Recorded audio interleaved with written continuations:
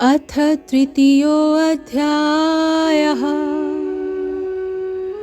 भक्ति के कष्ट की निवृत्ति। नारद जी कहते हैं, अब मैं भक्ति, ज्ञान और वैराग्य को स्थापित करने के लिए प्रयत्न पूर्वक श्री सुखदेव जी के कहे हुए भागवत शास्त्र की कथा द्वारा उज्ज्वल ज्ञान यज्ञ करूंगा। यह यज्ञ मुझे कहाँ करना चाहिए? आप इसके लिए कोई स्थान बता दीजिए। आप लोग वेद के पारगामी हैं, इसलिए मुझे इस शुक शास्त्र की महिमा सुनाइए। यह भी बतलाइए कि श्रीमद् भागवत की कथा कितने दिनों में सुनानी चाहिए और उसके सुनने की विधि क्या है। सनकादि बोले, नारद जी, आप बड़े विनीत और विवेकी हैं। सुनिए, हम आपको ये सब बातें बताते हैं। हरिद्वार के पास आनंद नाम का एक घाट है। वहाँ अनेकों ऋषि रहते हैं तथा देवता और सिद्ध लोग भी उसका सेवन करते रहते हैं। भांति भांति के वृक्ष और लताओं के कारण वह बड़ा सघन है और वहाँ बड़ी कोमल नवीन बालू बिछी हुई है। वह घाट बड़ा ही सुरम्य और एकांत प्रदेश में है। वहाँ हर समय सुनहले कमलों की सुगंध आया करती है। उसके आसपास रहने वाले सिंह, हाथी आदि परस्पर विरोधी जीवों के चित्त में भी वैर भाव नहीं है। वहाँ आप बिना किसी विशेष प्रयत्न के ही ज्ञान यज्ञ आरंभ कर दीजिए। उस स्थान पर कथा में अपूर्व रस का उदय होगा। भक्ति भी अपनी आँखों के ही सामने निर्बल और जरा जीर्ण अवस्था में पड़े हुए ज्ञान और वैराग्य को साथ लेकर वहाँ आ जाएंगे, क्योंकि जहाँ भी श्रीमद् भागवत की कथा होती है वहाँ ये भक्ति आदि अपने आप पहुँच जाते हैं। इस प्रकार कहकर नारद जी के साथ सनकादि भी श्रीमद् भागवत कथामृत का पान करने के लिए वहाँ से तुरंत गंगा घाट पर चले आए। जिस समय वे तट पर पहुँचे, भूलोक, देवलोक और ब्रह्मलोक सभी जगह इस कथा का हल्ला हो गया।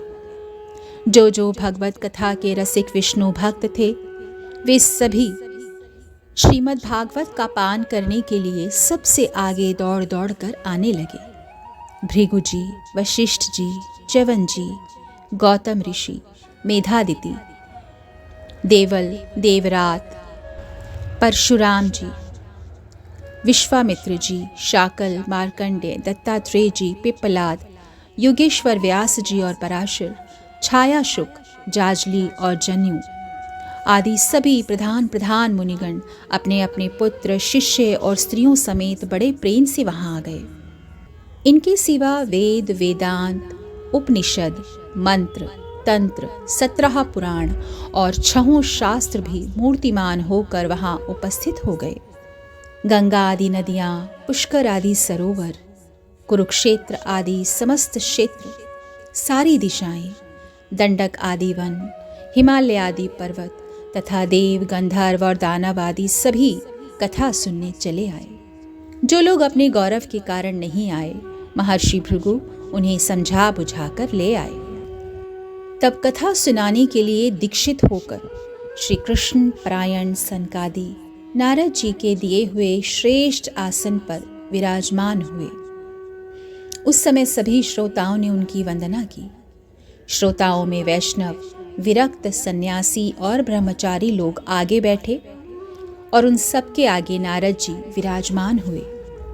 एक ओर ऋषिगण, एक ओर देवता, एक ओर वेद और उपनिषद आदि तथा एक ओर तीर्थ बैठे और दूसरी ओर स्त्रियां बैठीं। उस समय सब ओर जय जयकार, नमस्कार और शंखों का शब्द होने लगा और अबीर, गुलाल, खील एवं फूलों की खूब वर्षा होने लगी।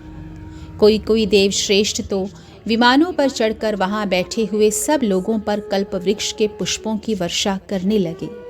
इस प्रकार पूजा समाप्त हो जाने पर जब सब लोग एकाग्रचित हो गए, तब सनकादि ऋषि महात्मा नारद जी को श्रीमद् भागवत का महात्म्य स्पष्ट करके सुनाने लगे। सनकादि ने कहा, अब हम आपको इस भागवत शास्त्र की महिमा सुनाते हैं। इसके श्रवण मात्र से ही मुक्ति हाथ लग जाती है। श्रीमद् भागवत की कथा का सदा सर्वदा सेवन आस्वादन करना चाहिए। इसके श्रवण मात्र से श्री हरि हृदय में आविराजते हैं।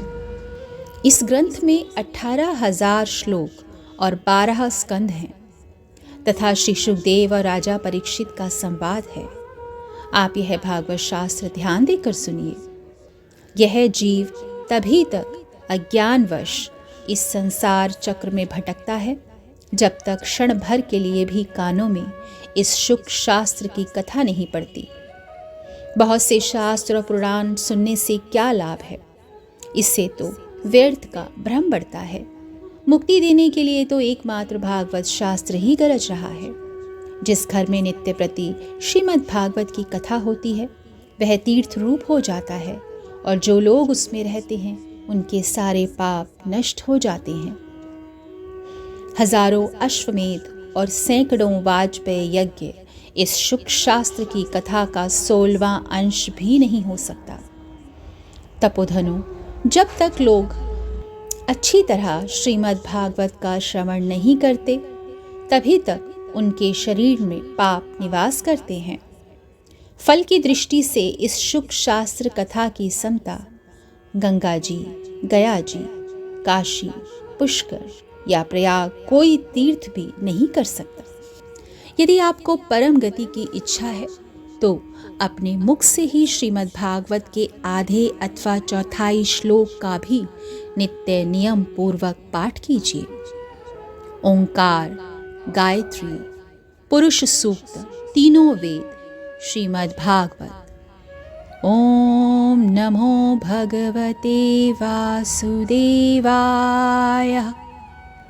यह द्वादक्षर मंत्र 12 मूर्तियों वाले सूर्य भगवान, प्रयाग, संवत्सर रूप काल, ब्राह्मण, अग्निहोत्र, गौ, द्वादशी तिथि, तुलसी, वसंत ऋतु और भगवान पुरुषोत्तम, इन सब में बुद्धिमान लोग वस्तुतः कोई अंतर नहीं मानते।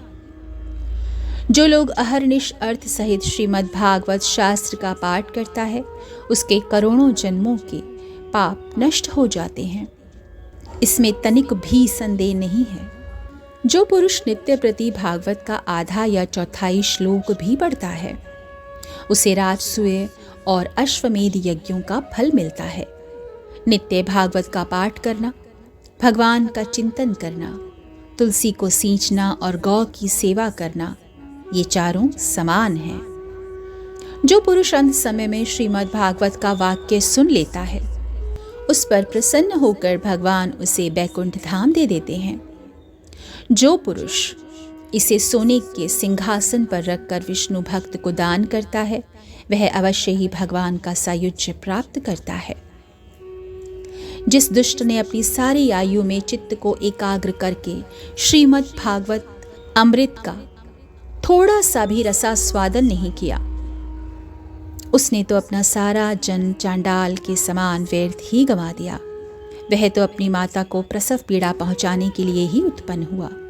जिसने इस शुक शास्त्र के थोड़े से भी वचन नहीं सुने वह पापात्मा तो जीता हुआ मुर्दे के समान है। पृथ्वी के भार स्वरूप उस पशु तुल्य मनुष्य को धिक्कार है। यो स्वर्गलोक में देवताओं में प्रधान इंद्रादि कहा करते हैं। संसार में श्रीमद् भागवत की कथा का मिलना अवश्य ही कठिन है। जब करोड़ों जन्मों का पुण्य उदय होता है तभी इसकी प्राप्ति होती है। नारद जी, आप बड़े ही बुद्धिमान और योग निधि हैं। आप प्रयत्न पूर्वक कथा का श्रवण कीजिए। इसे सुनने के लिए दिनों का कोई नियम नहीं है। इसे तो सर्वदा ही सुनना अच्छा है। इसे सत्य भाषण और ब्रह्मचर्य पालन पूर्वक सर्वदा ही सुनना श्रेष्ठ माना गया है।